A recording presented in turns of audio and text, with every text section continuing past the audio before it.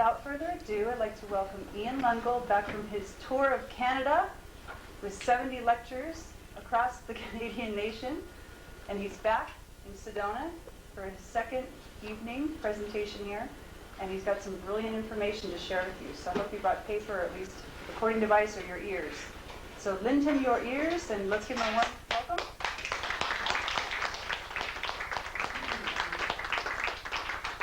Hello. Hi, guys. Hello. The first thing I want to find out is how many people have already seen one of my presentations? Okay, about half the room. How many people have studied something about the Mayan calendar already? There is half. Okay. So, what we're going to be doing tonight is, I've been doing the same talk, you see, the same basic information of discoveries for the last 3.5 years. Tonight is a time to change that. I'm going to go into talking about not so much of history, but what is currently going on right now and what is going to be coming in the future, according to the Mayan calendar. For those people who haven't seen all of the basics, we're going to be going through this very, very quickly. And you can get that information from my website or from one of the DVDs or VHS tapes that are out there. But for tonight, we're just going to rip into what I think is more important to everybody. That is, what do we do now? Not what did they do back then. Okay? The whole reason that I got involved in this some years ago was through jewelry. I'm not an archaeologist or any kind of scholar. I'm a jeweler. But I started doing Mayan symbols with my own hands. And those symbols have meanings, very strong meanings, that started to impart themselves onto me. I thought this was very interesting. I looked further into their culture because of that and found out they had a calendar. Some years after I found out about the calendar, about 1.5 years, I actually came up with a formula to convert the Gregorian calendar to the Mayan calendar, and that's what's in here. When this information was published, it went to, eventually made it to Sweden, where Dr. Carl Koloman saw what I had done, and he had been doing his own researches on the Mayan calendar for 7 years. He had been researching facts that could be proven about the Mayan calendar. What he discovered was that there is a basic structure to the calendar. It's actually written in stone in a place called Koba. And what is written in stone is different periods or epochs of time. And what Koloman did is he took all that we have found out about our science, from our sciences of what happened when, and laid it over this pattern. And voila, what showed up is this general movement of evolution of consciousness, which we're going to just go cursory through this basic information, and then we're going to go on to fresh stuff. There are 9 levels to the Mayan calendar. 1, 2, 3, 4, 5, 6, 7, 8, 9. Where we are right now is in this 8th level. As a matter of fact, we're in the very middle of this 8th level. Each of these sections, or different levels of evolution of consciousness, are divided into equal sections of 13 periods of time. This very first section was 16.4 billion years long. That is from the Big Bang forward. And there was a particular kind of consciousness that was being laid down step by step by step by stage, all the way across. And this basic consciousness was action, reaction. All the physical laws. I guess everybody here pretty well understands by now that everything is consciousness, right? Yeah. Everything is consciousness. Grass, trees, rocks, this pen. It's all consciousness. And this pen, as a matter of fact, is a very smart pen. It knows exactly what to do. It has a consciousness which registers what to do. Watch. It followed those laws. That's the level of the pen's consciousness. Action, reaction. I mean, we all know that things are conscious. We've proven it to ourselves. By going and washing your car, it runs better, doesn't it? No, it rains. Or it rains. But things contain consciousness at different levels. Objects have this consciousness of action-reaction. Is that pretty simple? Okay. The very next picture on this rock in Koba shows a time period 820 million years long. So 820 million years ago, a whole other cycle started. At number one, it started going through this whole process again. This time, building a different kind of consciousness. The consciousness of stimulus-response. There's a difference between stimulus-response and action-reaction, isn't there? The major difference is that there's more consciousness in stimulus-response than there is in action-reaction. All these laws were laid down, all these steps and stages were taken until way over here, the very last section here. This is when life showed up, the first living cell, 1.26 billion years ago. And ever since then, it has been going through, now, instead of just action-reaction, we have life, animate, that starts to organize into higher and higher levels of life. We end up eventually, over here the last 63.4 million years, with mammals. Started out with multicellular organisms that grew into plants and then into mollusks and fishes and insects and birds and all the way through.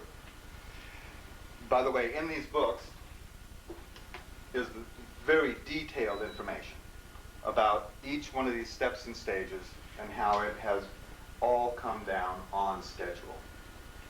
This is not a random creation.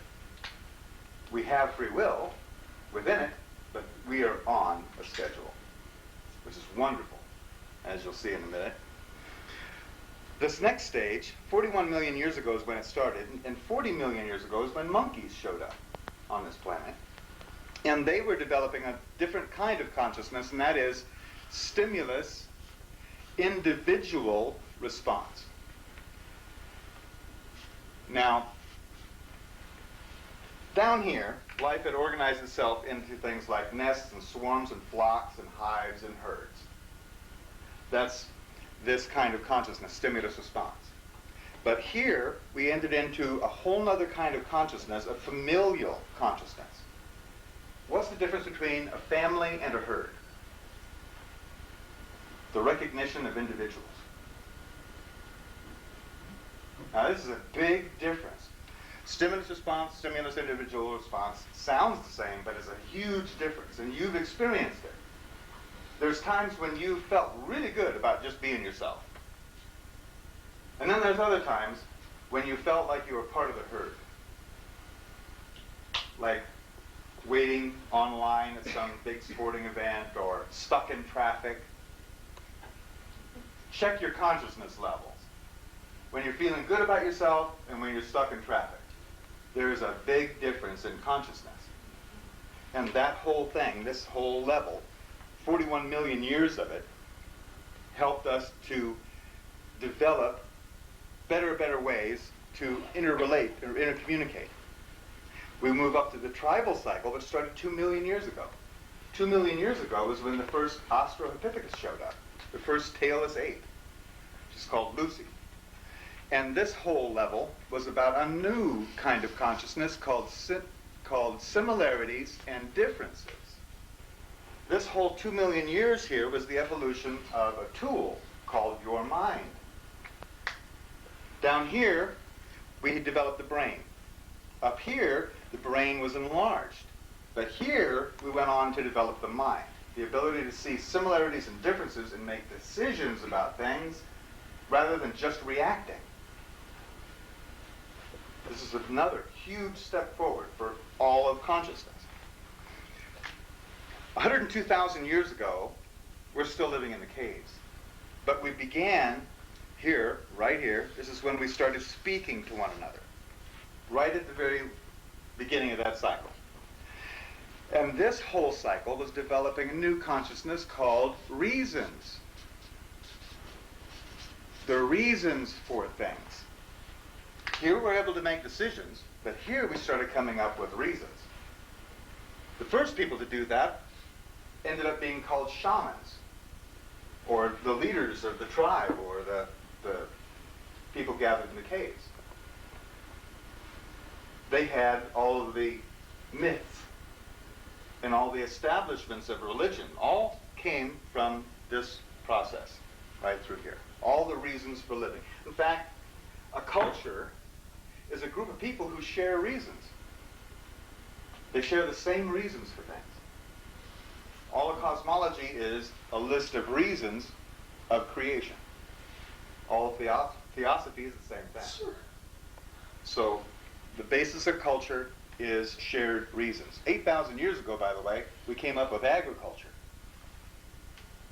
And mankind more or less settled down from a very nomadic life before that. 3115 BC, we started what's called the national cycle. This is also called the Great Cycle by the Maya. And this period right here is when we learned how to write. That's right in here. Well, actually, it was 3110 that we learned to write. So all of this down here is her story, and everything up here is his story. And that's very important. This is all nurturing and support. This has all been production. More and more rapid evolution. This whole line across here, this last 5,000 years, there's been a new kind of consciousness which has been evolved. And that consciousness is called law. And boy, do we know there's an evolution going on. Because the consciousness of law has certainly gone past reason, hasn't it? It really has. Just one little simple example. There are 16 million laws on the books. And you are personally responsible for knowing every single one of them. Ignorance is no defense. Unless you happen to be a lawyer. They're absolved from that. Which is beyond reason. But there's lots more we could go into, but that's another lecture. Planetary consciousness started 1755 AD, which happens to be the beginning of the Industrial Revolution. And this whole cycle was all about the production and the consolidation of power. Power. For the last 200 some odd years, all of consciousness throughout our whole galaxy has been aimed at power. Have you noticed that there's a lot of power in few hands? Have you been upset about that? I have. I have been since the 70s, or 60s, 67, 68, right in there. I've been personally very upset that most of the power sat in very few people's hands and the rest of us are just sucking it. Until I came across this information and I went, oh my goodness. This is not my fault. This is not their fault. All of creation is doing this.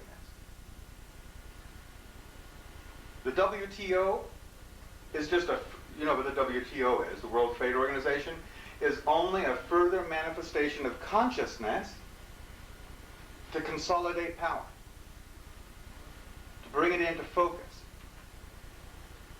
And we've been doing that.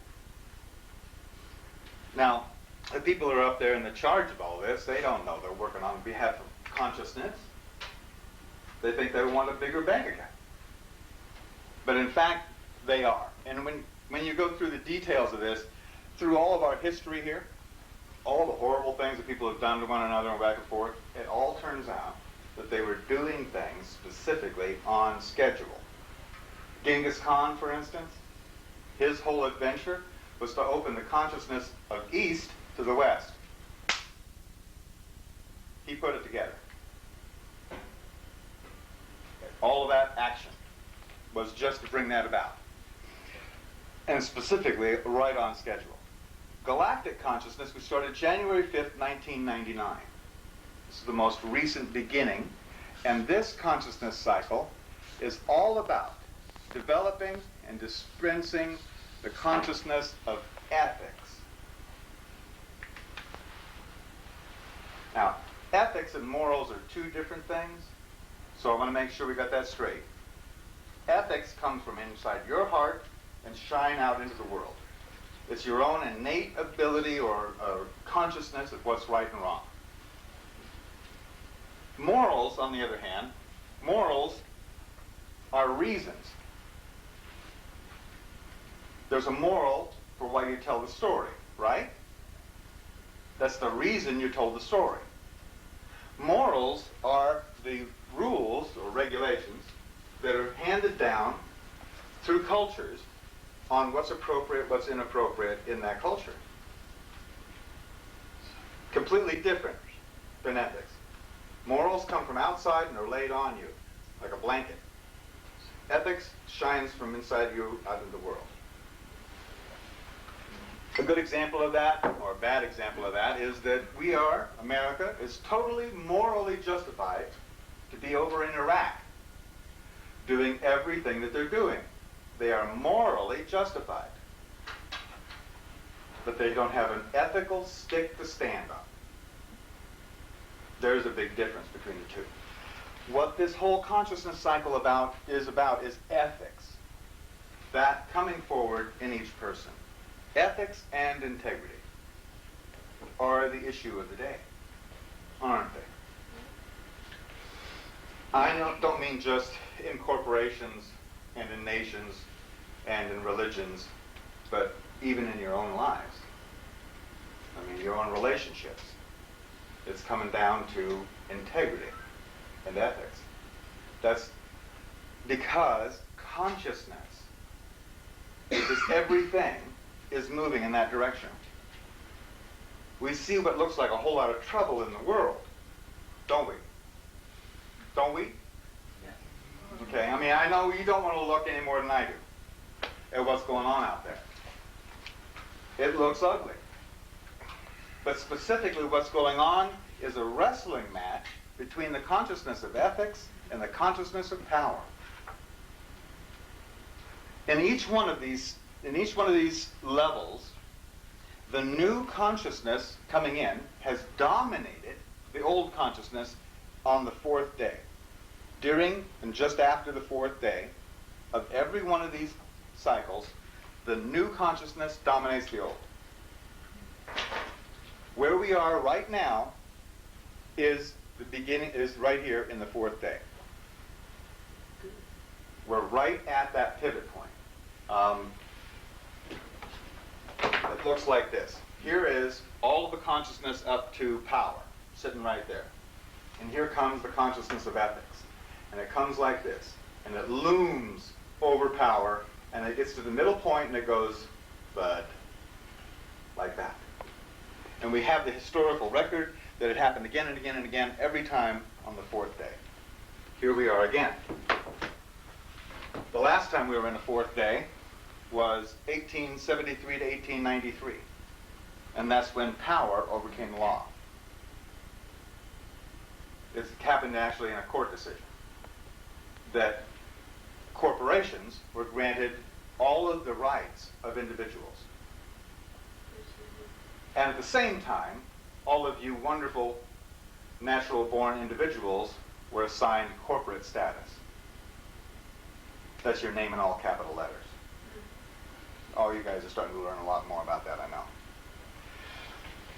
Power overcame law.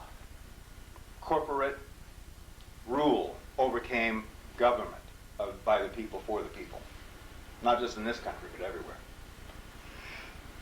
Notice, you can't have ethics unless you have some power first. If you're running for your life, ethics is one of the last considerations you're going to have.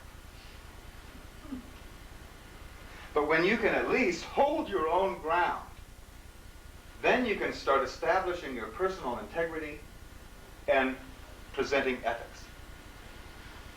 Consciousness had to provide the power first. before the finer tuning or steering could come into effect, the ethics. And that's what we're in right now. Now there is another cycle, the last cycle of this Mayan calendar. It's called the Universal Consciousness Cycle. It begins February 10th, 2011. And this whole consciousness cycle is conscious co-creation. Conscious co-creation.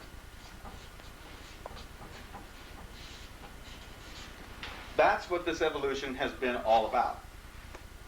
It is us rejoining creation as knowing creators.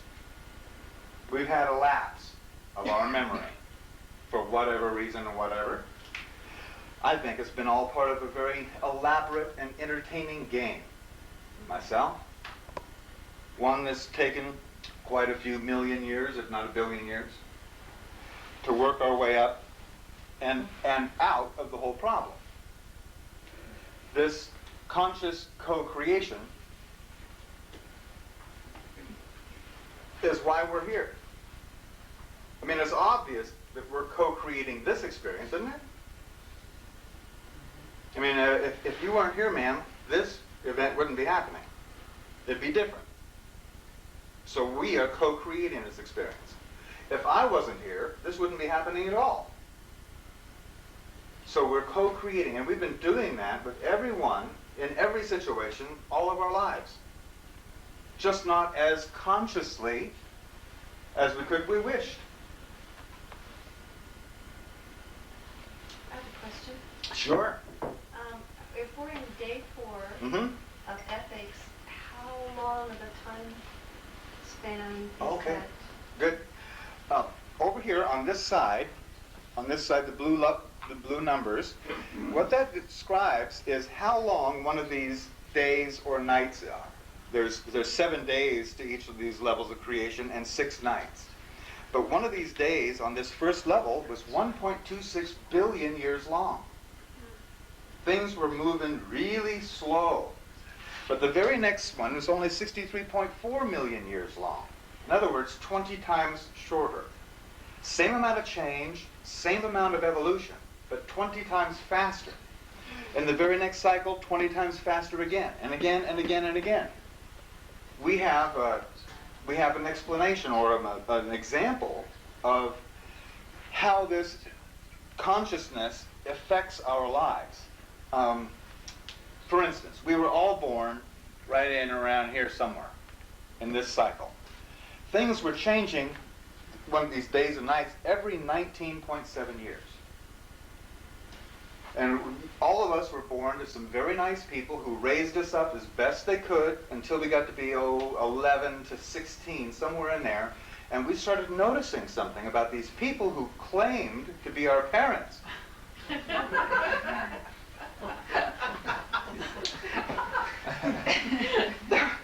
There was something, I mean, no matter how politely you went about this or not, there was something obviously missing in these folks. Our true relationship became apparent. Oh, yeah, very apparent. Although how we could have evolved from that was a mystery. These guys, your parents, it became kind of obvious that they were slow. Not quite able to pick up information as quickly as you could and apply it to positive solutions. Well, that difference was called the generation gap. And the generation gap was 20 years long by study. So what we have here is the difference between your viewpoint and your parents' viewpoint is the difference between this and that. No matter how long it took to change, that's how much change there was in consciousness. Now, the same amount of change that was happening every 20 years is happening every 360 days. Ooh. Does it look to you like time is speeding up? Okay, now we know for sure it's not. Creation is speeding up. There's more happening in less time. And that's been the pattern for 16 billion years now. More and more and more is happening in every moment than ever was available before in any civilization, anywhere, everywhere. When more is possible to happen in every moment, there's more possible outcomes, which opens the door to things called miracles. Things that weren't possible to happen that quickly are now possible. Like cell phones, for instance. You want to call France? You can do it on the corner. That was completely impossible. Even here. 1999. That was not impossible. So we're going to see more and more acceleration, more and more coming to be possible, more and more opportunities, and that's mostly what we're going to be talking about tonight. That and this ethics and integrity. We have certain tools in our possession. You don't have to buy anything, you don't have to study anything, you don't have to meditate, you don't have to do nothing except just participate consciously in more possibility. That's all we need to do. So, this, I could run through this just a little bit, but I think I'm not going to do that tonight. The developments that happened. The fifth day and the fifth night are big events in each one of these cycles. We're coming up on another fifth day right out here. Maybe we'll talk about it toward the end. I was going to say, could you just pick a couple that were the most prominent? I'll pick some that are no, why not? Here we go. During the fifth day is when things really get going in any one of these cycles. The first one was the development of our solar system. The second one was when life moved out of the water, it developed down in the water, onto land during the fifth day. During this period of time, color vision occurred. During this time, man discovered fire during that fifth day. In this fifth day, art.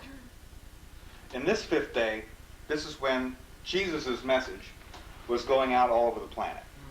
Then here, in the last fifth day, was when we got, this was 1913 to 1932, and this is E equals MC squared, and also Mr. Hubble discovered that we lived in an infinite universe.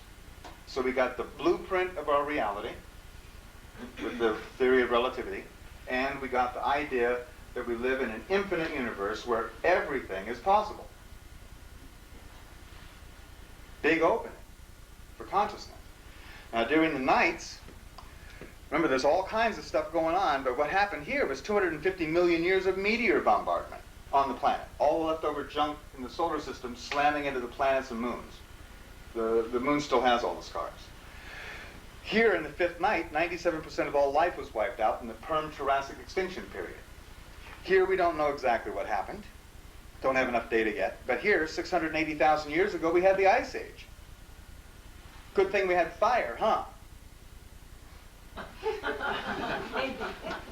Fire and ice. I'm telling you, especially when you get into the detail of this, you're going to see very, very plainly that consciousness has been provided exactly the tools that it's needed to go to the next step. So all the kind of worrying and fretting about what might happen really shouldn't be going on. We have the proof that consciousness has a plan. And we're all part of it. Then the next, this right here, we went in from art. 32,000 years ago, Neanderthal went extinct during that fifth night. They just couldn't keep pace. In fact, basically art is imagination. These guys didn't have any. Here was Christ's message, very upsetting, so upsetting that 415 years later, Rome fell.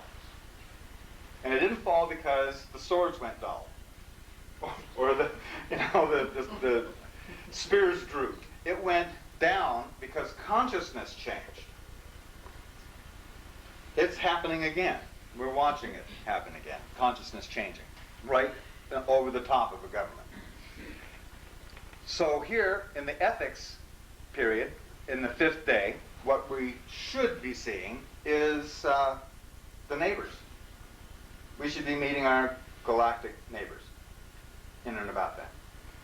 Plus all kinds of wonderful technologies.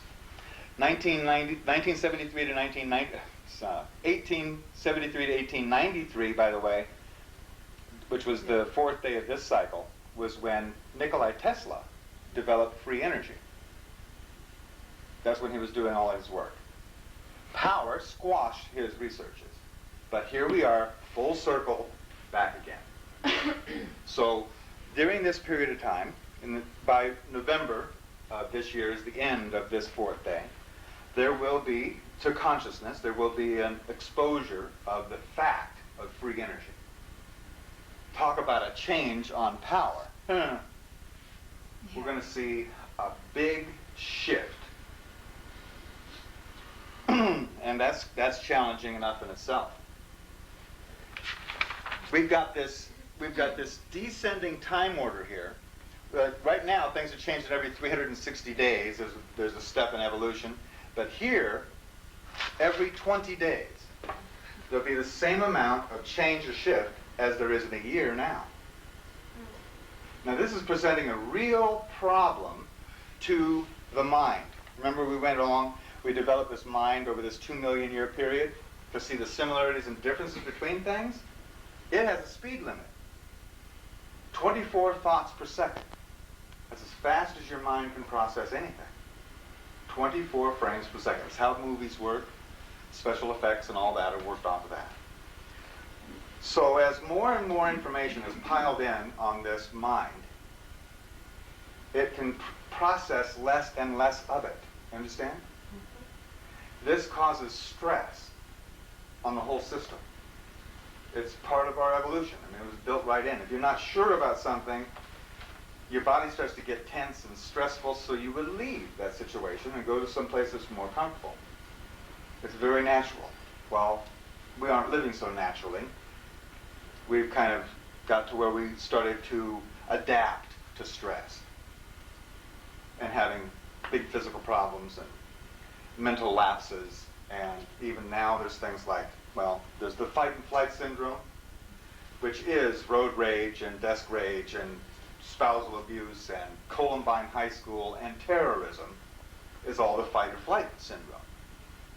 And then the mind has another plan too. If that doesn't happen or handle it, then the mind just goes unconscious or pretends not to see.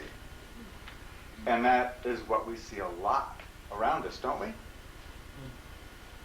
People into all sorts of distractions to keep them unconscious of what's actually going on in their lives. So, the mind is having a problem. And as long as mankind is associated with his mind, or believing what his mind tells him, then he's going to have some problems. On the other hand, there's a whole other system that we came here with, that you were born with. It's called your intuition.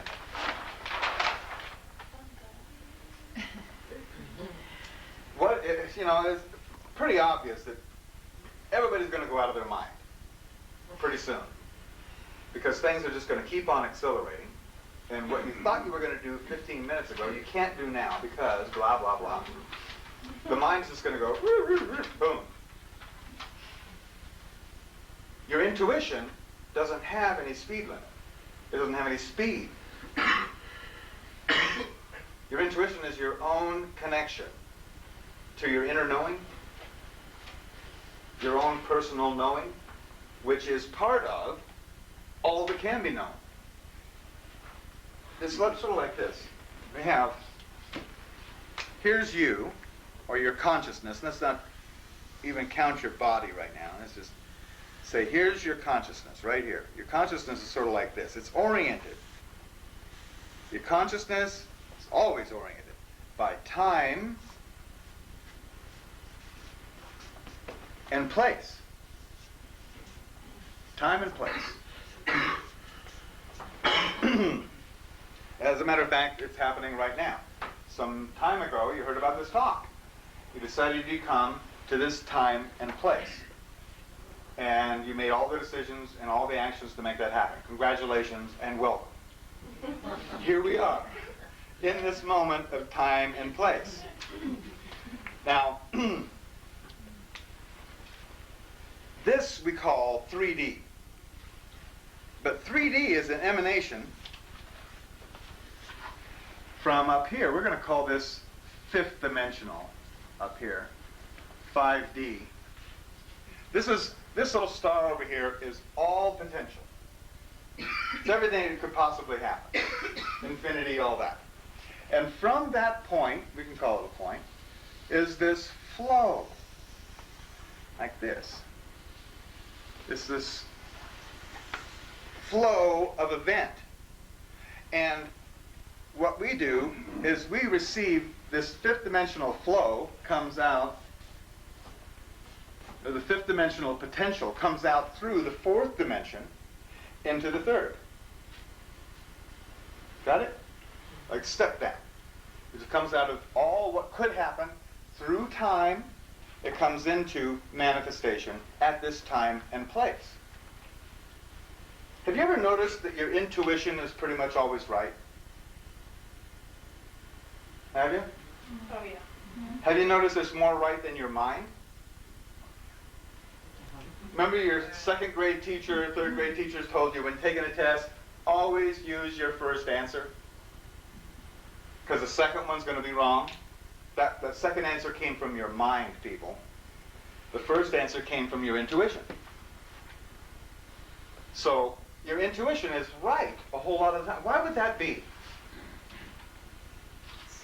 It's just possible that when you're in your intuition, when you are centered in this time and place, and you're in your doesn't it feel like you're on a track, or just like you're in the zone? In fact, there's a name for that. It's like athletes call it the zone. When you're in that zone, it just feels natural and like you just know the right thing to do. You're centered. When you're there, it's just possible that that's the staging for actually creating your future. Well, it would handily explain why your intuition was so right, wouldn't it? If you're creating your next moment, and we're going to look at how that might just be the fact. We see these in consecutive moments, but it's actually all a flow, or happening at the same time. This is creation's flow right here. Creation's flow. And what you do with your consciousness, or what can be done with your consciousness, is you can tune to this flow. Have you ever heard of the word entrainment? Entrainment, it's a scientific term for something that scientists can't really explain. It's how mechanical things, and certainly life organisms, go into syncopation together. You put two machines right next to each other, and they will start to operate similarly. Two cuckoo clocks on the wall, or a whole line of them. You can get them all ticking and talking at different times, and in a week, they'll all be ticking and talking at the same time. That's called entrainment, things getting into alignment. It's a very natural phenomenon. Well, this Mayan calendar was never a calendar. Never. It was always a meter. A meter of what? Creation. This, day by day by day, has been keeping track of the flow, the rate, and the intent of creation. Now, as a simple law, I think it's the one law in the universe. There's one law, and everything else comes from that. What you pay attention to, you become conscious of. You can't break that rule. Once you paid attention to something, now you're conscious of it. Don't think of a pink elephant. That kind of thing. So, the whole purpose of this Mayan calendar for the whole Mayan civilization and us today is to, if you're paying attention day by day to the flow of creation, then what do you become conscious of? The flow of creation. And the flow of creation contains all that can be known, including your intuition. Does that make sense? I mean, if that's too simple, I'm not even sorry. The truth is always simple, isn't it? It's those lies that get really complicated. So, intuition is going to be our lifeline through the coming situations. You're not going to have time to sit down and think your way through all of the circumstances that we're going to be presented with.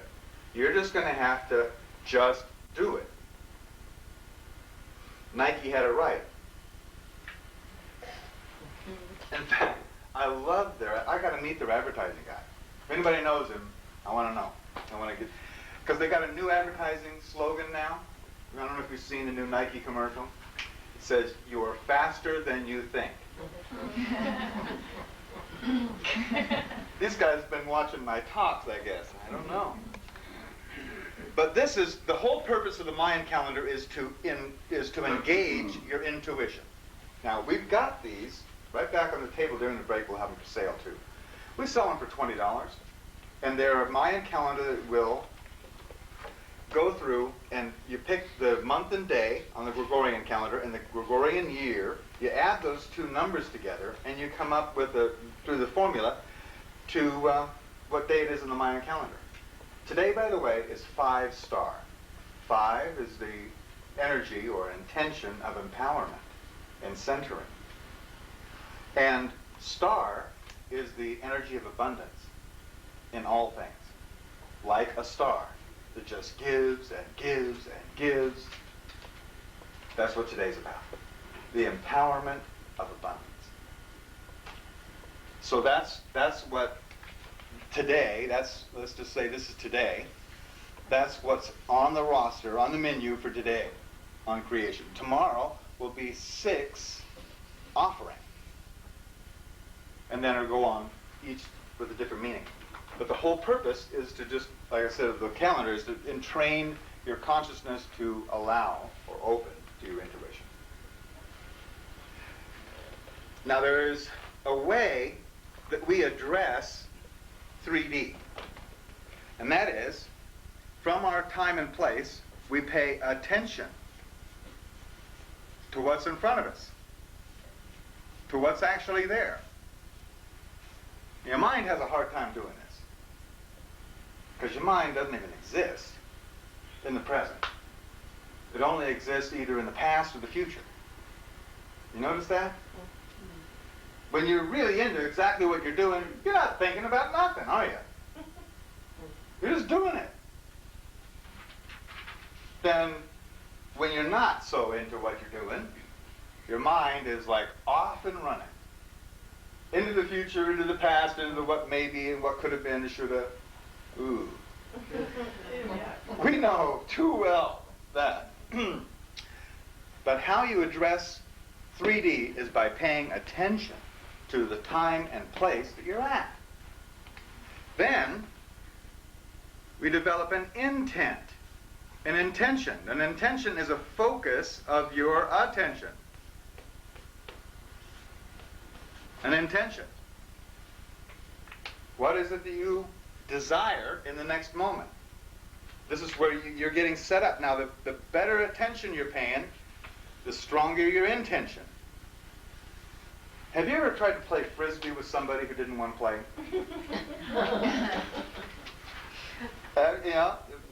They were not paying attention to what you wanted to do, were they? So you throw them the Frisbee, and they get it, and they, oh, well, okay. Go pick it up, and then they just flip it. Well, they didn't have a very strong intention because they didn't really want to pay attention to what was going on right then. It's the same with paying your bills and all kinds of other things. Then, once you got the intention, then we have this one right here, which is really important. Integrity. integrity. We address the physical universe with our own personal integrity. You say you're going to do something, you do it, don't you? That's your integrity. You paid attention, you got an intention, now it's time to use your integrity to bring it about. Without integrity, it doesn't happen. Then we have this down here. Intuition. Your intuition. Knowing the right thing to do at the right time. How many people in this room have been in an automobile accident? Or some sort of an accident that could have taken your life? Okay, how many people saw time slow down? Were you paying attention during those moments? You were doing nothing but paying attention, right? Did you have an intention? Oh, yeah. We're going to make it through this one with all of our parts. Did you have integrity? I don't see any missing parts. And intuition. Now, when you were in that moment, you were solidly in your intuition, weren't you? You knew exactly what to either do or not do to get through that, didn't you? But it didn't happen with the mind. It didn't happen with the mind. I mean, after it was all over with, after you survived and everything, all the pieces were picked up, then's when your mind went, what could have happened? That's when the shock set in, when your mind touched you. Post-traumatic stress syndrome. Post-traumatic stress. That's right. Right in the moment, you were in your intuition. This is the kind of thing that we're going to be moving further and further into as we evolve consciously. Because events are going to be happening more and more like that automobile accident. Just all of a sudden, out of nowhere, everything happening quick. And it's going to be your own trust of you knowing what to do that'll get you through it. You stop to think about it, I'm sorry.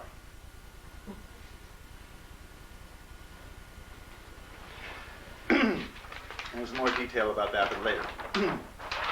So, intuition is going to be the key.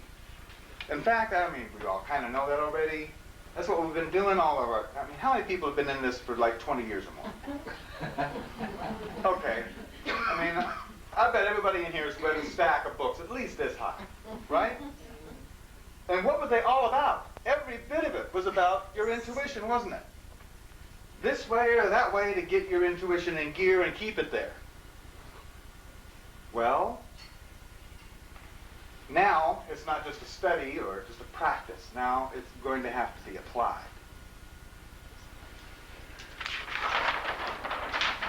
We're all creators, but the thing that we want to create most is peace of mind, isn't it?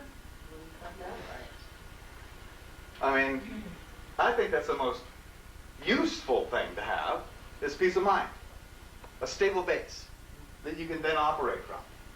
A calm, knowing, thing. Great, peace of mind. Well, at least half of those books were about peace of mind, weren't they? And peace of mind seems to come and go. I kind of boiled it down a little bit on where or why it goes. Because I thought that was really important to know. And what it came to was, anytime something happened in my life that I didn't intend, my peace of mind could leave. Whether it was something exciting and surprising or something deeply depressing or infuriating. It was those times that I was knocked off and my mind took over. There went the intuition, there went the peace of mind, because something happened that I didn't intend. Like, losing somebody's phone number or my wallet. I didn't intend that, right? So, how do you build peace of mind, and how do you get it back every time? Well, here, let's look. Peace of mind only happens when you're centered. Yes or no? When you are centered, we're going to put centeredness here. Centeredness is the criteria. You got to be centered to have peace of mind. Good advice, but how do you get centered? Where does that come from?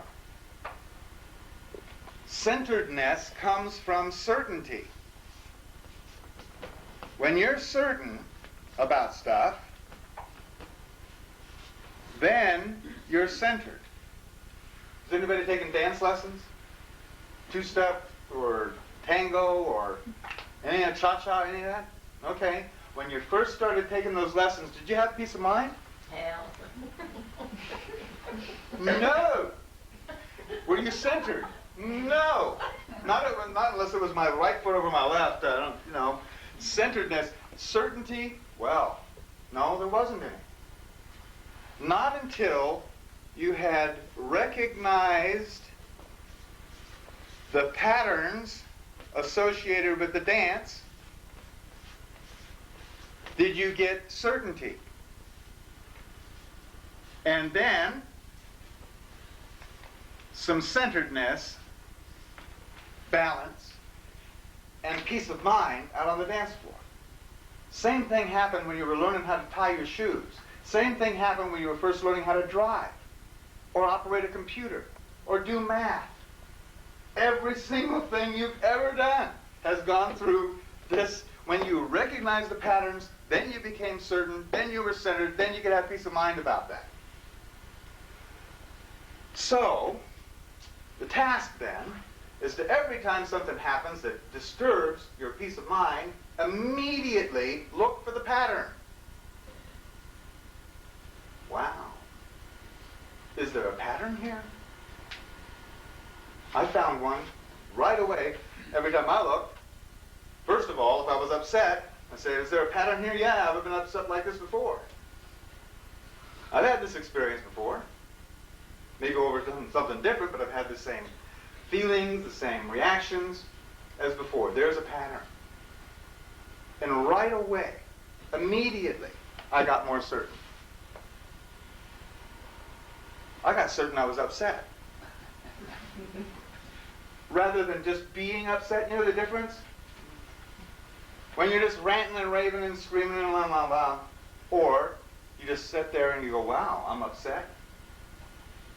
Big difference, isn't it?